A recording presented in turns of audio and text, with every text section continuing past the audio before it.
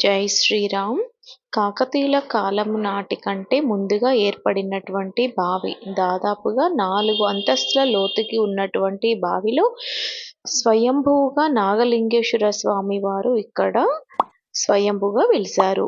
స్వామివారిని బావిలో నుండి బయటికి తీసి బయట ప్రతిష్ఠాపన చేశారన్నమాట. ఈ బావిని మెట్ల బావి అని కూడా అంటారు. ఈ బావి నుండి సొరంగ మార్గము గోల్కొండ వరకు ఉన్నది.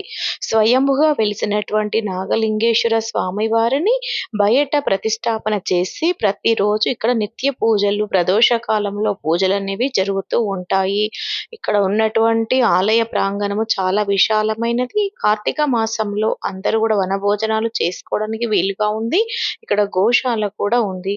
ఎంతో అద్భుతంగా ఉన్నటువంటి ఈ యొక్క ఆలయం ప్రాంగణం గురించి, స్పర్శ లింగేశ్వర ఆలయము, నాగలింగేశ్వర ఆలయము గురించి నేను ఫుల్ వీడియో డిస్క్రిప్షన్‌లో ఇచ్చాను.